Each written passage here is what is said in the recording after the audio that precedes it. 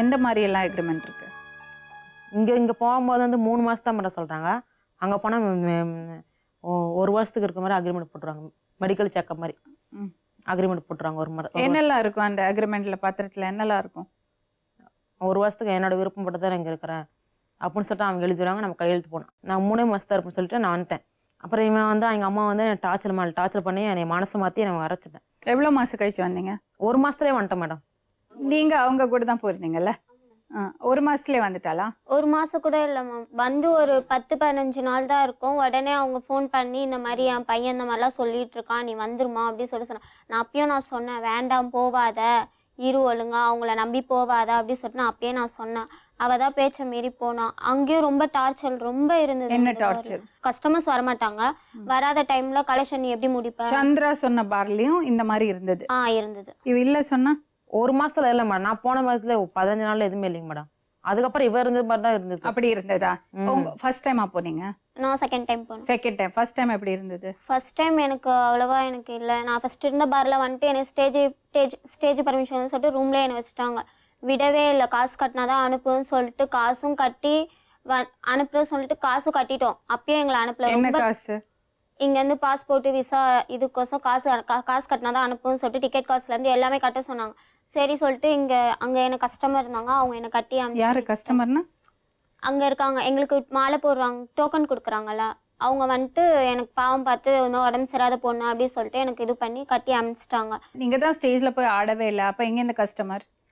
ஒரு 10 நாள் ஆடிட்டு இருந்தேன் மேம். அப்போ வந்து அவங்களுக்கு என்னோட கஸ்டமர் அவங்க எங்கள் எல்லாருமே மாலை போடுவாங்க. வேற ஒரு அக்கா கஸ்டமர் அவங்க என்ன பண்ணாங்க, எனக்கு அந்த பொண்ணு ரொம்ப கஷ்டப்படுறா, இங்கே வந்துட்டு அவளை விட மாட்டாங்கன்னு சொல்லிட்டு அந்த அக்கா பேர் ஃபாத்திமா அவங்க சொல்லி அந்த கஸ்டமர் எனக்கு ஹெல்ப் பண்ணாங்க.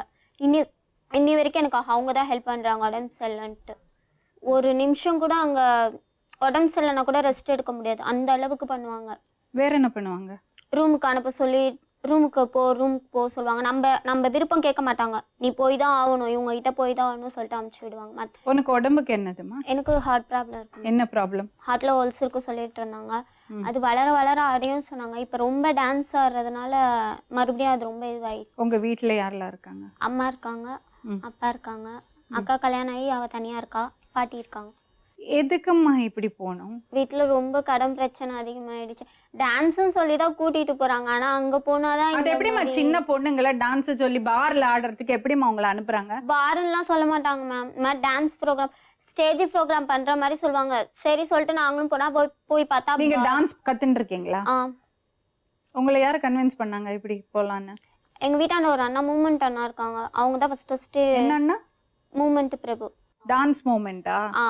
மூமெண்ட் பிரபு. அவங்க தான் வந்துட்டு இந்த மாதிரி போனா உங்களுக்கு கஷ்டம்லாம் இதுவும் ஆகும், அங்க ஒரு பிரச்சனையும் இல்லை அப்படி. உங்க அப்பா அம்மா சம்மதத்தோட தான் போறீங்க? அம்மா கிட்டயும் அந்த அண்ணா பேசுவாங்க. அவங்க தான் சொன்னாங்க அங்க ஒரு பிரச்சனையும் இல்லம்மா, என்னோட ஒய்ஃபும் தான் போறாங்க அப்படின்னு சொல்லி அவங்க ஒய்ஃப் கூட தான் என்னையும் அனுப்பிச்சு வச்சாங்க. யாரு? மூமெண்ட் பிரபுவோட ஒய்ஃபோட? அதான் ஃபர்ஸ்ட் டைம். அதான் ஃபர்ஸ்ட் டைம். மூமெண்ட் பிரபு தான் அனுப்பிச்சாரா? அவர் தான் ஏஜென்டா? அவர் ஏஜென்ட் கிடையாது. ஏஜென்ட் வந்துட்டு ஆளுங்க இருந்தா சொல்லுங்கன்னு சொல்லிட்டு சொல்லுவாங்க. அப்ப இவங்க வந்துட்டு இந்த மாதிரி சொல்றது. அந்த ஏஜென்ட் பேர் என்னது? அவங்க பேர் செல்வம். அவங்க தான் மெயின் எல்லாத்துக்குமே. அவன் தான் மெயின். ரெண்டாவது வாட்டி எதுக்குமா போனீங்க?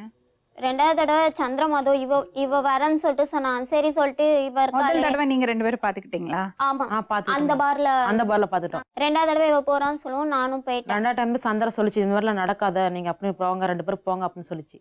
நான் போய் 10 நாள்ல எனக்கு எதுவும் அப்படிலாம் டார்ச்சர் பண்ணல. நான் அங்க வந்து வந்ததா அப்புறம் டார்ச்சர் பண்ணிக்கிறாங்க. அப்புறம் உங்களை அப்படி பண்ணாங்களா? என்ன 3 மாசம் சொல்லிட்டு 7 மாசம் வரைக்கும் இருக்க வச்சுட்டாங்க. இந்த மாதிரி தப்பான விஷயங்கள் பண்ண சொல்லுங்க. அதையும் சொன்னாங்க. நான் அப்பயும் போக மாட்டேன்னு சொல்லிட்டு அப்புறம் அங்க இருக்க சூப்பர்வைசர் ரொம்ப டார்ச்சர் மேல டார்ச்சர் கொடுத்து.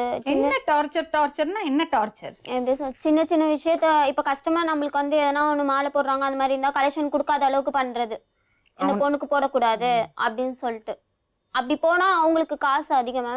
இப்ப 40 மாலைனா 2000 dirhams அவங்க கட்டணும். அதனால வந்துட்டு அவங்க லாபத்தை பார்க்கறதுக்கோசம் அவங்க அந்த மாதிரி இது பண்றாங்க. கஸ்டமர் கிட்ட சொல்லாத அளவுக்கு கஸ்டமர் கட் பண்ணி எப்படி வந்தீங்க 7 மாசத்துக்கு அப்புறம்? அதுக்கப்புறமா ஃபுல்லா கலெக்ஷன் முடிச்சுட்டு ஃபுல்லா டான்ஸ்லயே அங்க அண்ணனுங்க எனக்கு நிறைய பேர் இருக்காங்க. அந்த அண்ணனுங்களே இது பண்ணி ஹெல்ப் பண்ணி ஃபுல் கலெக்ஷன் அவங்க தான் எனக்கு முடிச்சாங்க. இப்போ கூட வந்தோடனே ரமேஷ் அண்ணான்னு சொல்லிட்டு ஒரு அண்ணா இருக்காங்க. அவங்க தான் ஹாஸ்பிட்டல்னு சொல்லி இப்போ 10,000 ரூபாய் எனக்கு அனுப்பிச்சு விட்டாங்க. அவங்க எல்லாம் யாருமா? அந்த அண்ணங்கள்லாம் யாரு? அங்க இருக்காங்க. யார் அவங்க? அங்க போய் தான் எனக்கு பழக்கம் ஆச்சு. எப்படி பழக்கம் ஆச்சு? டான்ஸ் பார்ப்பாங்க, சின்ன பொண்ணாக இருக்க சொல்லிட்டு என் தங்கச்சியும் உன்ன மாதிரி தான் இருக்கும் அப்படின்னு சொல்லிட்டு எல்லாருமே என்னை தங்கச்சியாக தான் அங்கே நினச்சிட்டு இருந்தாங்க.